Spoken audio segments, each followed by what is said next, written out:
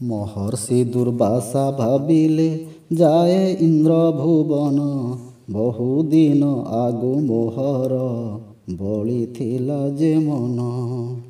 ଚଳିଲେ ଦୁର୍ବାସା ହରଷେ ସଚିପତିଙ୍କ ତୂଳେ, ଦକ୍ଷିଣ ଋଷିଙ୍କୁ ଦେବେନ୍ଦ୍ର ଶୀଘ୍ର ପାଛୋଟି ନେଲେ।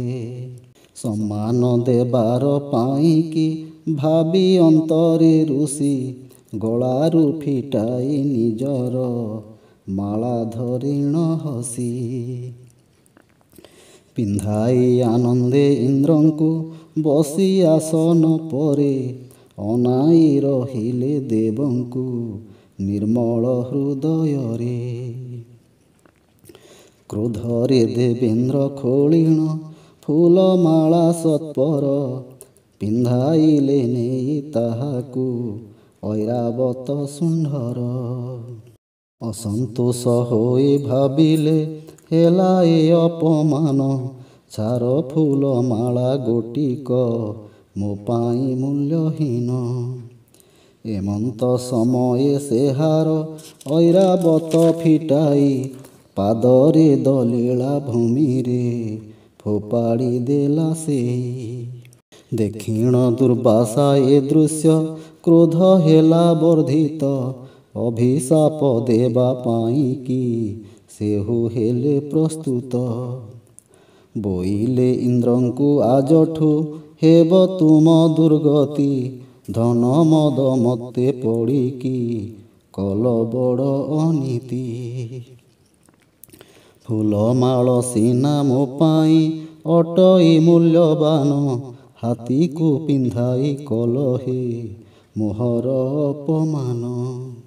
ସେହିଦିନ ଠାରୁ ଦେବଙ୍କୁ ଦେଖାଦେଲା ବିପତ୍ତି, ଧନହାନି ପ୍ରାଣ ପୀଡ଼ାରେ ଦିନ ଚାଳିଲା ବିତି। ଭାଳେଣି ପଡ଼ିଲା ଦେବଙ୍କୁ ଦେଖି ଏମନ୍ତ ଦୁଃଖ, ଶରଣ ପଶିଲେ ଦେବତା ମାନେ ବିଷ୍ଣୁଙ୍କ ପାଖ।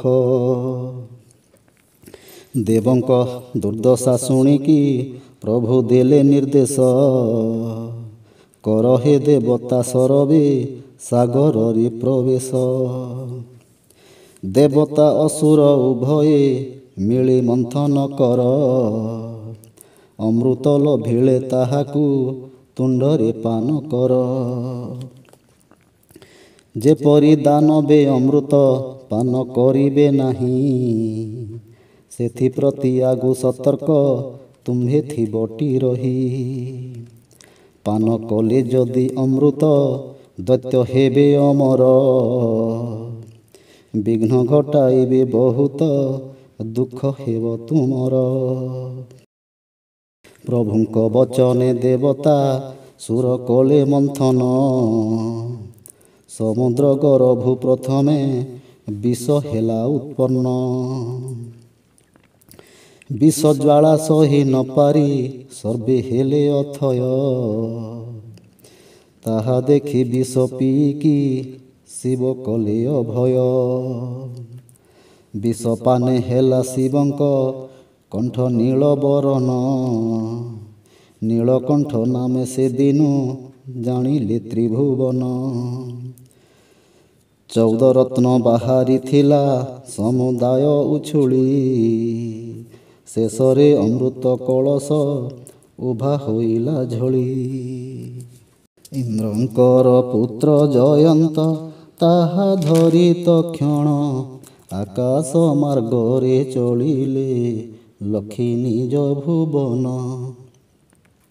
ଯିବା ବେଳେ ଚାରି ନଦୀରେ କେତେ ବୁନ୍ଦା ଅମୃତ, ପଡ଼ିକି ହୋଇଲା ସେ ଜଳ ସତରେ କି ପବିତ୍ର। ମାଘ ମାସ ଅମାବାସ୍ୟାଟି ହୋଇଥିଲା ସେଦିନ, ପୁଣ୍ୟତିଥି ବୋଲି ତାହାକୁ ମାନିଲେ ସର୍ବଜନ। ସନାତନ ଧର୍ମ ବିଶ୍ୱାସ କରେ ସେହି ଦିନରେ, ସେ ଜଳେ ସ୍ନାନ କରିଲେ ପାତକ ଧୋଏନିରେ। ଉଜ୍ଜୈନ ନାସିକ ହରିଦ୍ୱାର ଓ ପ୍ରୟାଗରାଜ, ନଦୀର ଜଳରେ ପଡ଼ିକି ତୀର୍ଥ ହୋଇଛି ଆଜ। ଅମୃତ ଛଡ଼ାଇ ନେବାକୁ ଦୈତ୍ୟ କଲେ ଗମନ, ସ୍ୱର୍ଗରେ ଦେବତା ସଙ୍ଗରେ କରିଲେ ଘୋର ରଣ। 12 ଦିନ ଧରି ସେଇଠି ଚାଲିଥିଲା ଲଢ଼େଇ, ଏକ ଦିନ ଦେବତାଙ୍କର ଏଠି ବର୍ଷେ ଅଟଇ। 12 ଦିନ ସେମାନଙ୍କର, 12 ବର୍ଷ ଆମର, ସେହି ହିସାବେ ନିର୍ଦ୍ଧାରଣ ହୁଏ କୁମ୍ଭ ମେଳାର।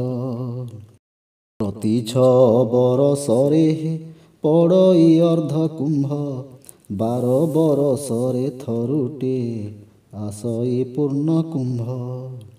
ଯେବେ 12 ଥର ହୋଇ ପୂର୍ଣ୍ଣ କୁମ୍ଭ ଧରାରେ, ମହାକୁମ୍ଭ ମେଳା ସେ ବର୍ଷ ପାଳନ୍ତି ଭାରତରେ। 144 ବର୍ଷ ଯେବେ ଆସଇ, ମହାକୁମ୍ଭ ମେଳା ଥରୁଟେ ଭାଗ୍ୟବାନ ଦେଖଇ।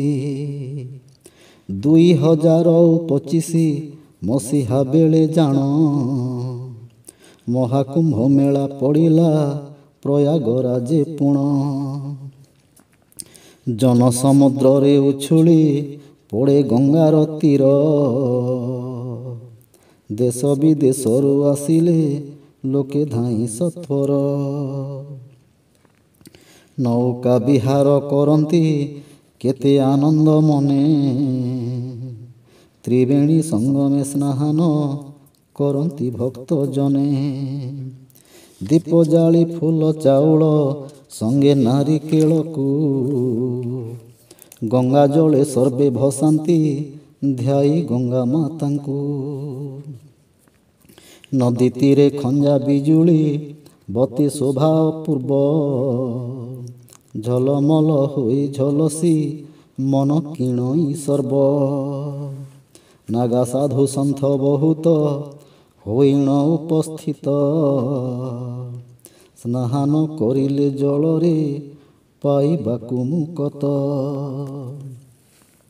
ତ୍ରିବେଣୀ ସଙ୍ଗମେ ଯିବାକୁ ଯେଉଁ ଅଛଇ ପୋଲ, ଲମ୍ବିଥାନ୍ତି ଲୋକେ ଉପରେ ହୋଇ କେତେ ଗହଳ। 2 କୋଶ ବ୍ୟାପୀ ଘାଟରେ ଲୋକେ କରନ୍ତି ସ୍ନାନ, ଉଚ୍ଚ ନୀଚ ବର୍ଣ୍ଣ ବୈଷମ୍ୟ ଭୁଲି ସକଳ ଜନ। ରଙ୍ଗ ବେରଙ୍ଗର ବସ୍ତ୍ରରେ ଆଭୂଷିତ ସକଳେ, ଦୁରୁ ଶୋଭା ପାଏ ସତେ କି ଫୁଲ ଫୁଟିଛି କୂଳେ। ଦୋକାନ ବଜାର ଦେଖିଲେ ନଜର ପାଏ ନାହିଁ, ମନଲୋଭା ଦ୍ରବ୍ୟ ସଭିଙ୍କ ମନ କିଣି ନିଅଇ। 14 ଗୋଟି ତମ୍ବୁ ଆଖଡ଼ା ଲାଗିଥିଲା ସେଇଠି, ଭକତେ ବିଶ୍ରାମ ନିଅନ୍ତି ଯାର ଇଚ୍ଛା ଯେଉଁଠି।